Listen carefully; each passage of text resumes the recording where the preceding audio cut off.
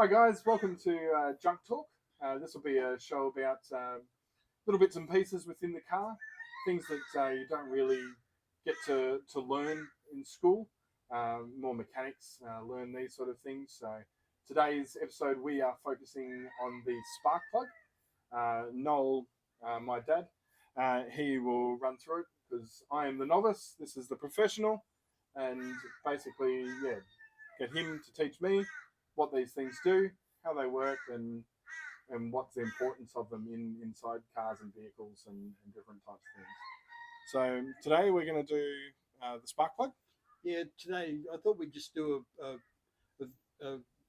sort of a casual look at spark plugs, a bit of history with regard to the spark plug and where it came from, how it was developed years ago into what it's developed to now. It's the same component. It's changed a little bit, and I can show you the changes with regard to that.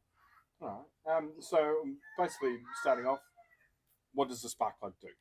The spark plug takes the ignition, the high tension ignition point, which is about 60,000 volts, and creates a spark in the combustion chamber, which ignites the air fuel mixture, which gives you your combustion power that drives your piston down and makes the engine. So is your spark plug firing the whole time that you're driving, or is it just for starting the motion? It runs every time. Being a four-stroke engine, yep, it fires every second stroke. Okay, so it is constantly being used. Yeah. So it's something. Okay. So it fires whenever the piston basically comes to the top of the. Yep. Its power stroke. Okay. All right. And what's so like if you had a piston, like, because in your cars you've got your spark plug that I'm used to. That's the visually I know what that is. Are there different spark plugs for different vehicles and stuff? Oh look, here we go. How we doing?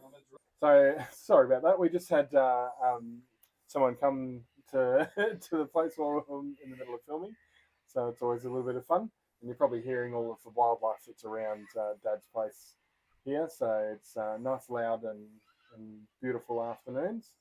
But what I said before we were interrupted was is there different size spark plugs for different engines? Like would your mower have a different spark plug to say your car, to your truck, to whatnot? Yes, they are slightly different. Okay.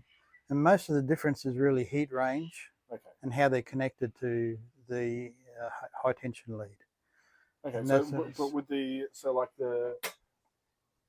spark plug essentially be the same sort of? Yes, exactly the same. Like I say, the only difference is the heat range. Yep. And that's denoted by the manufacturer. If it's a mower, he'll say this is the type of spark plug you've got to use. Okay. And sometimes you'll pick a spark plug up and don't look at the numbers. It looks identical to the next 10 different ones. Yeah. They all look the same to me, until you go into the information that's written on the spark plug. Okay. They vary in size, in length here. Yep. Some are short, some are short, some are long.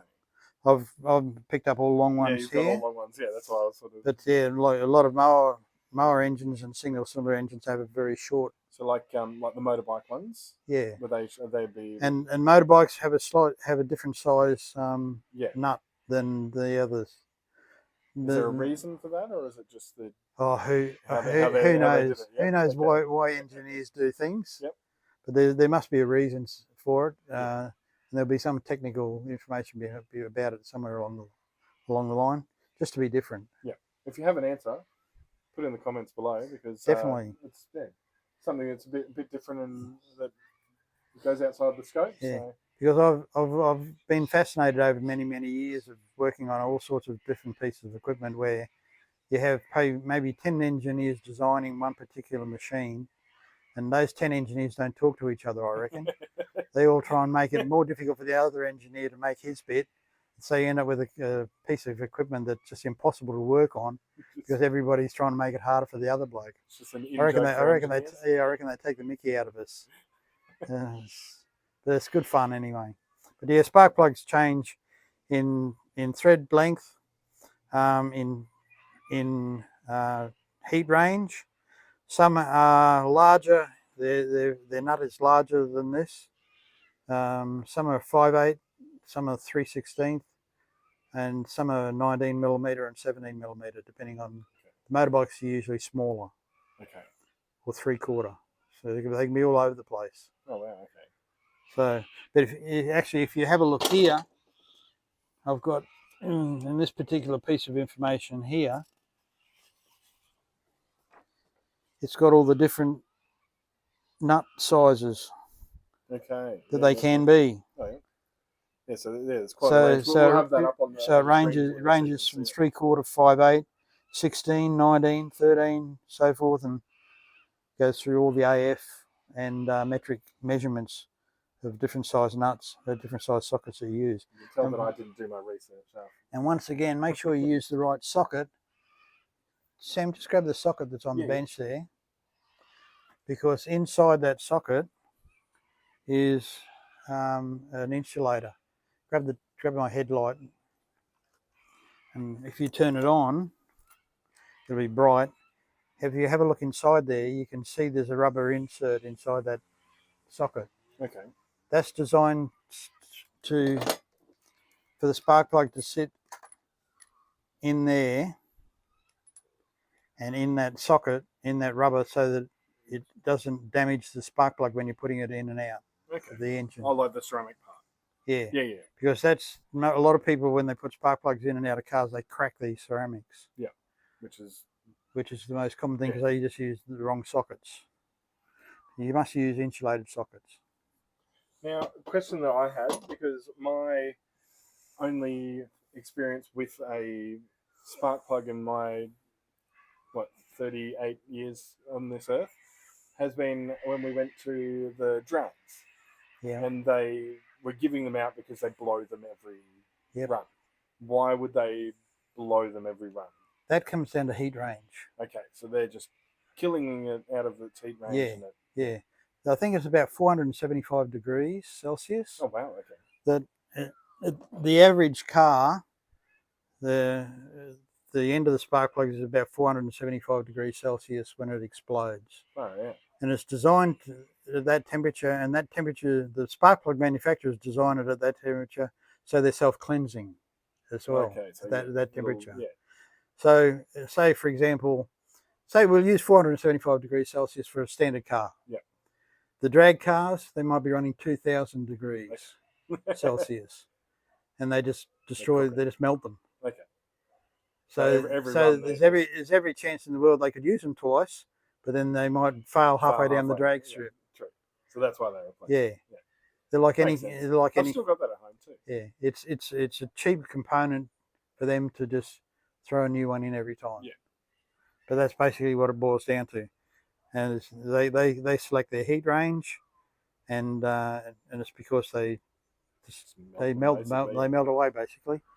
Like a normal car these days does 100,000 k's on a set of spark plugs. Okay. You pull the spark plug out and you look at it and go, "There's nothing wrong with that. Yeah, it looks perfect. It almost looks like new." But on a drag car, you pull it out after one run, and it probably looks like it's done 5 million miles. Okay. So there's a big difference. Yeah. After one run down a quarter mile. All right. I'm trying to think if there was anything else that I was going to ask. Can't think of anything at the moment. But yeah. Thanks for listening, guys. We might just wrap it up there. If you have any questions, chuck them in the comments below. If you've enjoyed anything that we've gone on about, like, subscribe. We'll go through a whole bunch of other different things. We'll go through components of cars. We'll even have little talks about like the things that Dad built. Things from little carts for my son, all the way up to the cycle carts that are awesome. They're probably one of the most fun things that Dad's built on here. It's they don't go too fast, but they go fast enough that it gets that adrenaline kicking, and doesn't feel like you're going to die in them. I'm sure we could tweak them to make them do that. We could. But yeah, he's got a fair few cars from different eras as well. So if you have a question about a different car from a different era, we can go to the vehicles that we have. We can go through them, run down the little things that are unique to those that you might have questions about. So thanks for listening, guys. This is Junk Talk. This is our first little one, so it's probably a bit all over the place and probably looks a bit silly and sounds a bit silly. But yeah, we'll basically figure out ways to make this sound and look better. But I think Dad's done pretty well with a pretty awesome studio here. Got himself some car seats for and set up everything in the background. So we might even do it a little bit later next time and get the lights going so you can see his awesome little setup that he's got here. But thanks heaps, guys. If you have any questions for him, give me a yell. But thank you very much, and this has been Junk Talk. Junk Talk on Junkyard Racer. See you next time, guys.